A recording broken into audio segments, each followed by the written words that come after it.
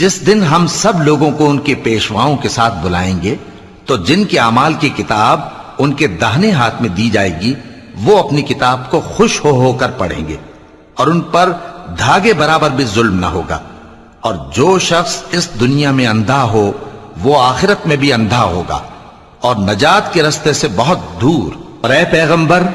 جو وہی ہم نے تمہاری طرف بھیجی ہے قریب تھا کہ یہ کافر لوگ تم کو اس سے بہکا دیں تاکہ تم اس کے سوا اور باتیں ہماری نسبت بنا لو،